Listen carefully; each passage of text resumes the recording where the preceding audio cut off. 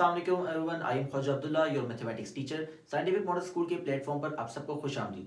Students, आइए अपने chapter 1 exercise 1.1 की तरफ बढ़ते हैं। स्टूडेंट्स, हमारे पास सोल्यूशन नंबर 1 में लिखा हुआ है represent all these number on number line. हमने सोल्यूशन 1 में क्या करना है कि नंबर लाइन के ऊपर इन पार्ट्स को रिप्रेजेंट करके दिखाना है। नंबर लाइन क्या होती है कि एक स्ट्रेट लाइन जिसमें हमारे पास सेंटर में है 0, राइट साइड पे पॉजिटिव नंबर है, लेफ्ट साइड पे नेगेटिव नंबर है, ये +1 और यहाँ पीछे -1 और इस तरह सोवन पीछे नंबर चलते जाएंगे। अभी हमारे पास जो फिलहाल नंबर है वो 3 है, 3/4। जब आप कैलकुलेटर पर इसको सॉल्व करेंगे तो आपका आंसर आ रहा है 0.75। तो ये देखिएगा कि ये 0 और 1 के दरमियान, 0 और पॉजिटिव 1 के दरमियान 0.75 आ रहा है। कभी स्केल को देखिएगा तो उसमें किसी भी दो नंबर्स के दरमियान छोटी छोटी जो 9 लाइंस होती हैं, जिस तरह ये 0.1, 0.2, 0.3, 0.4, 0.5, 0.6, 0.7, 0.8, 0.9 और फिर इसके बाद 1। हर दो नंबर के दरमियान छोटी छोटी लाइंस होती हैं। 10 जो है वो सब पार्ट्स में वो डिवाइड होती हैं। तो उस तरीके से देखिएगा कि 0.75 कहाँ पर आ रहा है, 0.1, 0.2, 0.3, 4, 5, 6, 7 और 0.8। तो 0.7 और 8 के दरमियान जो नंबर है उस पर हमने एरो लगा दिया और यहाँ लिख दिया 0.75।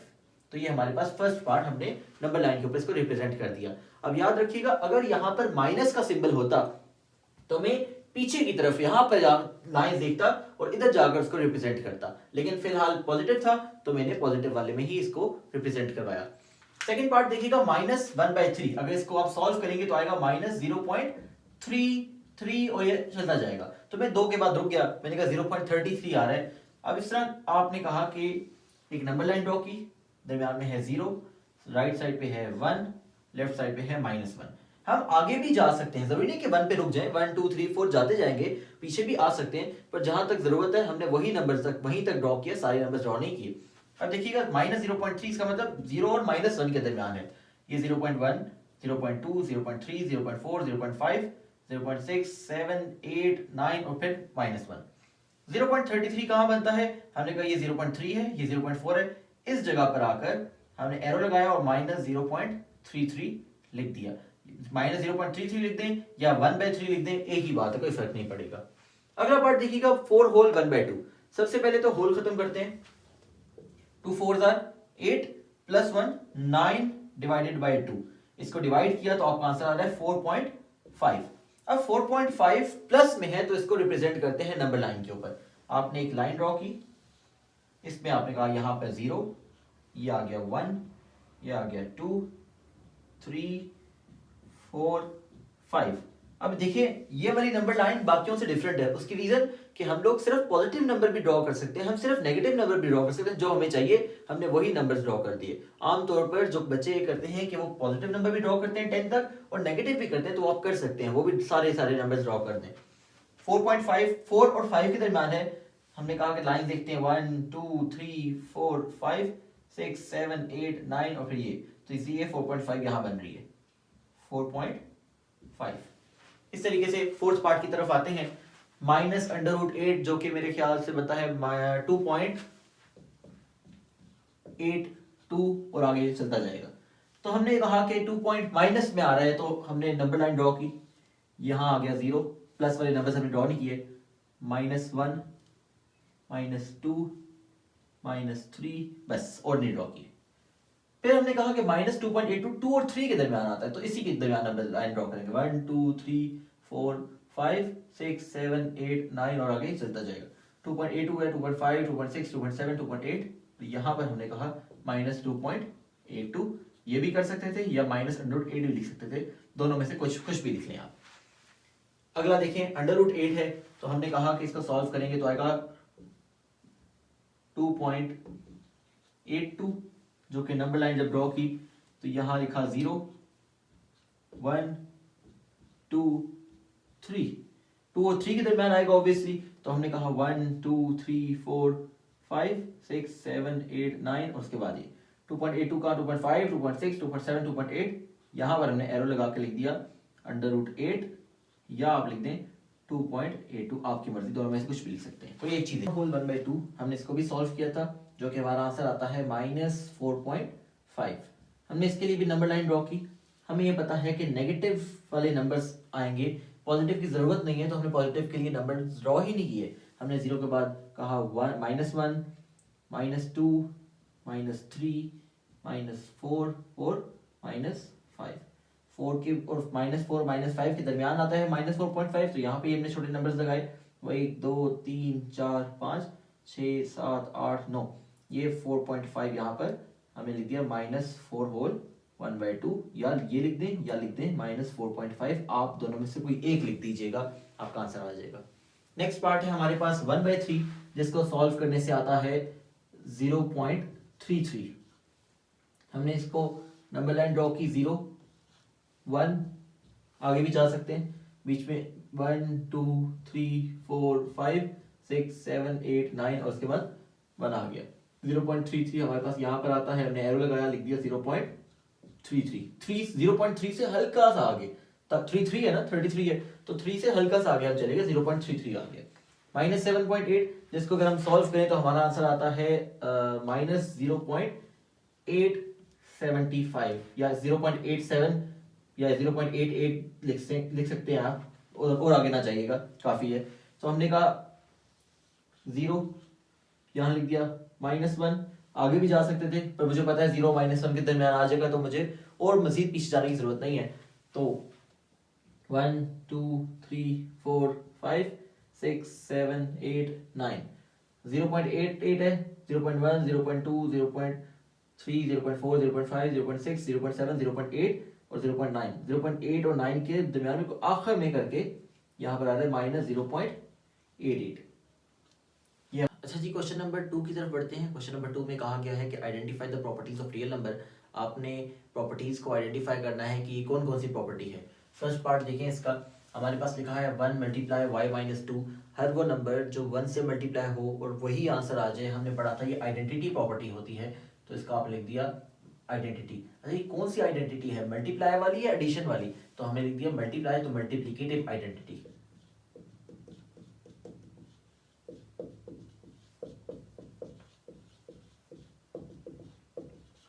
ठीक है, हमने इसको लिख दिया, ये है मल्टीप्लिकेटिव आइडेंटिटी। सेकंड पार्ट है हमारे पास 0.25 को मल्टीप्लाई किया 5 से, तो आंसर हमारे पास आ गया 1। तो हमने ये पढ़ा था कि हर वो नंबर जो कि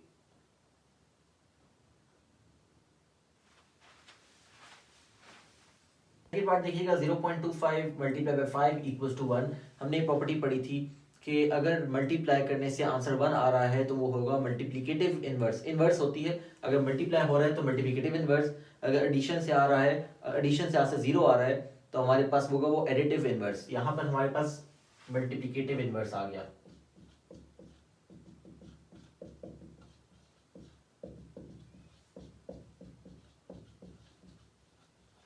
इसी तरह थर्ड देखिएगा, x + 2 + y = y + x + 2। अच्छा, ये देखिएगा कि ये फर्स्ट में ना, ये वाली जो वैल्यू है x + 2, ये शुरू में इक्वल से साइड पे, और इक्वल से साइड पे ये वाली वैल्यू सेकंड नंबर पे चली गई है। वैल्यूज को आगे पीछे कर देते हैं तो वो हमारे पास कम्यूटेटिव प्रॉपर्टी है।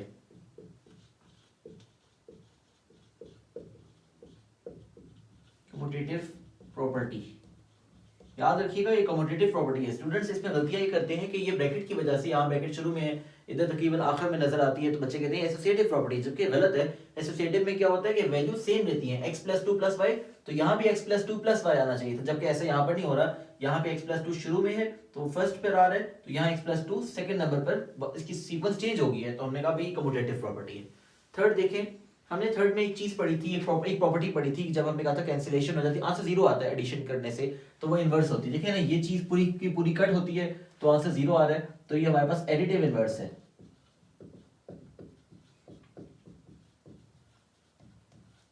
पिछले लेक्चर में हमने प्रॉपर्टीज को का जिक्र किया था। पांचवा पार्ट है इसका, x + 5 - 1 x + 5 - 1। हम देखिएगा यहाँ पर ना वैल्यूज की जो डायरेक्शन थी, जो उनकी सीक्वेंस थी, वो बिल्कुल सेम है, सीक्वेंस चेंज नहीं हुई। x शुरू में है तो x इधर भी शुरू में है, सेकंड पर 5 आ रहा है तो सेकंड पर 5 इधर भी आ रहा है, थर्ड पर 1 आ रहा है तो यहाँ थर्ड पर 1 ही आ रहा है, साइन भी वही है। तो ये हमारे पास एसोसिएटिव प्रॉपर्टी है कि शुरू में ब्रैकेट है और इधर आखिर में ब्रैकेट है, हम सॉल्व करेंगे तो आंसर सेम ही आएगा, तो हमारे पास एसोसिएटिव प्रॉपर्टी है।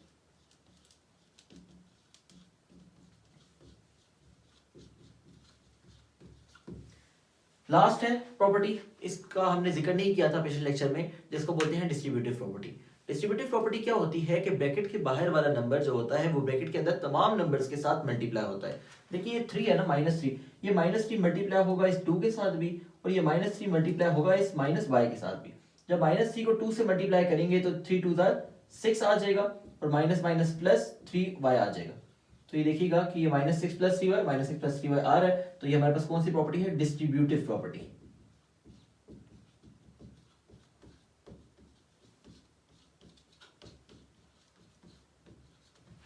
अच्छा जी, क्वेश्चन नंबर 3 में भी यही है कि represent the numbers on number line. आपने दोबारा नंबर को नंबर लाइन के ऊपर रिप्रेजेंट करके दिखाना है। अच्छा देखिएगा, इसका मतलब ये है कि x जो है वो 0 से छोटा है। याद रखिएगा, अगर इसके नीचे लाइन होती तो उसका मतलब 0 से छोटा और 0 भी, लेकिन यहाँ पर लाइन नहीं इंक्लूड हुई तो इसका मतलब सिर्फ 0 से छोटी वैल्यूज आएंगी, 0 इंक्लूड नहीं होगा। सबसे पहले तो आपने एक नंबर लाइन ड्रॉ की, आपने कहा यहाँ पर आता है 0, ये है 1 2 3 एंड सो ऑन, वहां पे चलता जाएगा। इसी तरह -1 -2 -3 और ये पीछे चलता जाएगा। हम 0 से पीछे नहीं आ सकते क्योंकि 0 इंक्लूड ही नहीं किया हुआ उन्होंने, तो हम -1 से पीछे की तरफ एरो लगा देंगे। इसका मतलब 0 से पिछली जितनी भी वैल्यूज है, मतलब -1 -2 -3, तो तमाम वैल्यूज इसमें इंक्लूड है, सिवाय 0 नहीं होगा इसमें। 0 क्यों नहीं होगा दोबारा देख लीजिएगा। अगर नीचे लाइन होती, ये हमारे पास equal x is less than equal to का साइन होता, तो हम लोग ये जो अपना एरो है वो 0 से स्टार्ट करते, लेकिन क्योंकि यहाँ पर लाइन नहीं थी तो हमें 0 से नहीं, हमें अब 1 से स्टार्ट करना पड़ेगा। ये हमारे पास फर्स्ट का सोल्यूशन है। सेकंड देखिएगा, x is greater than -3 and less then 3। x जो है वो -3 से बड़ा है और 3 से छोटा है, तो हमने कहा कोई मसला नहीं, एक लाइन ड्रॉ की, ये आ गया 0 1 2 3 -1 -2 -3। फिर से देख लें कि हमारे पास नीचे इक्वल टू का साइन नहीं है, यहां भी इक्वल टू का साइन नहीं है, तो इसका मतलब -3 और 3 नहीं आएंगे, तो -2 से लेकर 2 तक के नंबर्स इंक्लूड कर दिए। और ऊपर लिखना भी है, यहां भी लिखिएगा x लेस देन 0 और यहां लिखिएगा x greater then -3 less than 3। जो सवाल था वो यहां पर लिख भी दिया।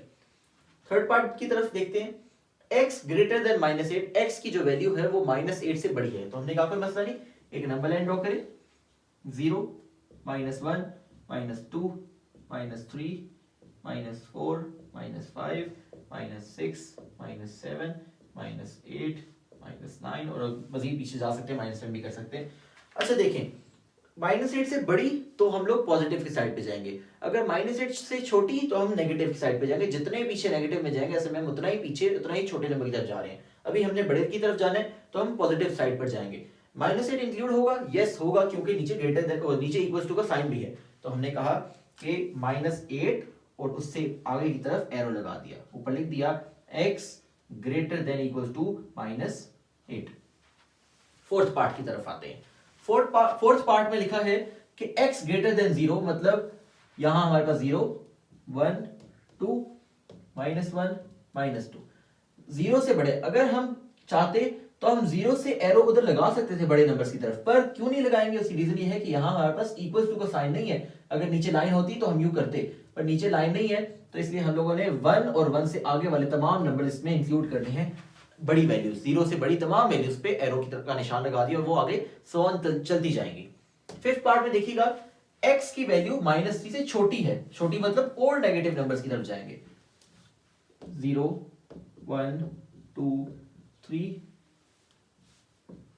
4 -1 -2 -3 -4 -5। अच्छा जी, -3 से छोटी है तो हम लोगों ने -3 की तरफ से पीछे की तरफ एरो लगाना था, पर क्योंकि यहां भी इक्वल टू का साइन है तो -4 से पीछे की तरफ एरो का निशान लगा के हमने बोला x इज लेस देन -3। -3 इसलिए इंक्लूड नहीं किया क्योंकि इक्वल टू का निशान नहीं था। लास्ट बहुत इंपॉर्टेंट क्वेश्चन है इसका, बहुत इंपॉर्टेंट पार्ट है इसका कि -4 x greater than -4 and less than equal to 4। हमने एक लाइन ड्रॉ की, बीच में है 0 1 2 3 4 5 -1 -2 -3 -4 एंड -5। हमने कहा कि -4 x जो है वो -4 से बड़ा है, तो -4 इंक्लूड होगा, क्योंकि यहाँ पे इक्वल टू का साइन नहीं है तो -4 इंक्लूड नहीं होगा, -3 से आगे जाएंगे, जाते गए जाते गए जाते गए 4 इंक्लूड होगा, यस होगा, तो हम यहाँ पर रुक गए। ऊपर सवाल वही जो लिखा हुआ था लिख दिया, x greater than -4 less than equal to ये हमने क्वेश्चन नंबर 3 पूरा कर लिया। Thank you. चलिए जी, क्वेश्चन नंबर 4 में देखिएगा, वो कह रहा है कि आइडेंटिफाई द प्रॉपर्टीज, बताएं कौन कौन सी प्रॉपर्टीज हैं जो कि हमने पिछले लेक्चर में अपने डिस्कस की थी, properties of real number, of equality या ऑफ इनइक्वालिटी। तो हमने कहा, सवाल में लिखा हुआ है 9x equal to 9x, her number अपने बराबर होता है, ये प्रॉपर्टी थी first reflexive property.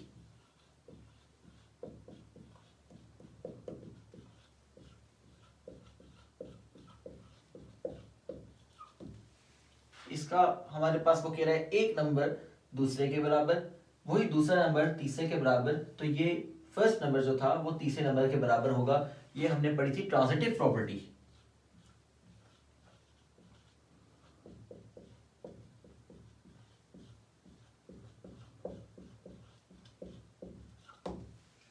If 2x plus 3 equals to y, then y equals to 2x plus 3। अगर एक नंबर दूसरे के बराबर है, दूसरा भी पहले के बराबर होगा। ये हमने पढ़ी थी सिमेट्रिक प्रॉपर्टी।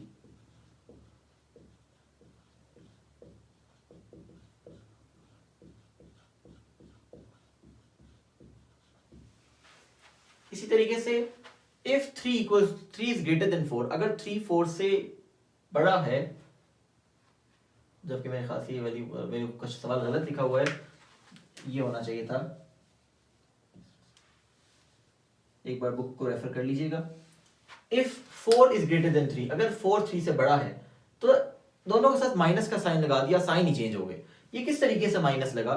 माइनस किस तरीके से लग सकता है कि हमने दोनों नंबर्स के साथ मल्टीप्लाई, सेम नंबर से मल्टीप्लाई माइनस कर दिया या मल्टीप्लाई -1 कर दिया, तब जाके ये हमारे पास दोनों के साथ माइनस लग सकता है। तो ये होगी मल्टीप्लिकेटिव प्रॉपर्टी। कैसे माइनस लगा दोनों के साथ? सोचने की बात है कि मल्टीप्लाई -1 मल्टीप्लाई -1, एक के साथ मल्टीप्लाई करेंगे, दूसरे के साथ भी करेंगे, तो ये होगी मल्टीप्लिकेटिव।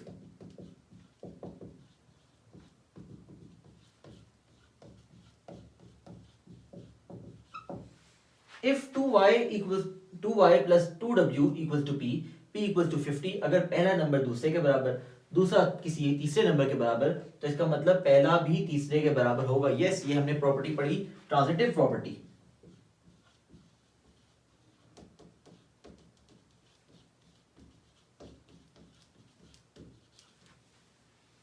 अब देखिएगा 6 वाला, x plus 4 is greater than y plus 4, तो वो कह रहा है x y से बड़ा फिर भी रहेगा। ऐसा क्या हो रहा है? देखिएगा x plus 4 अगर बड़ा है y plus 4 से, तो इसका मतलब x बड़ा रहेगा y से। अगर कैंसिल आउट हो जाए दोनों, 4 कैंसिल आउट हो जाए, तब भी x और y जो है वो सेम उसी तरीके से सिंबल रहेंगे, x बड़ा ही रहेगा। तो ये है cancellation property.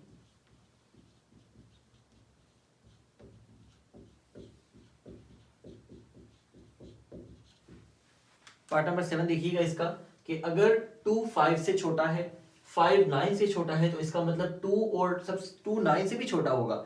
Same transitive property कि पहला नंबर दूसरे से छोटा, दूसरा तीसरे से छोटा, तो इसका मतलब पहला नंबर तीसरे से भी छोटा ही रहेगा। ये प्रॉपर्टी है ट्रांजिटिव।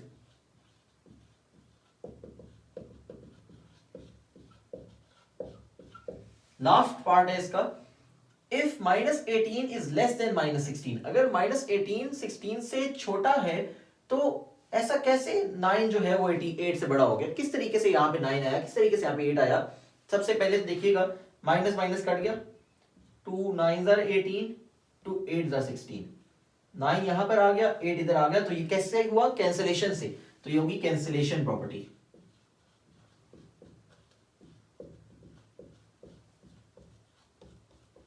अच्छा, याद रखिएगा, बच्चे अक्सर क्या करते हैं कि साइन चेंज हुआ तो इसको रेसिप्रोकल प्रॉपर्टी कर देंगे, जबकि ऐसा नहीं हो सकता। रेसिप्रोकल तब होता है जब वैल्यू को हम 1 ओवर द वैल्यू कर देते हैं, उसको उल्टा करके लिख देते हैं, तब जाके वो रेसिप्रोकल होगा। उसके सिवा कोई और तरीका नहीं है रेसिप्रोकल प्रॉपर्टी, उसको लिख दें आप। ठीक है, थैंक यू।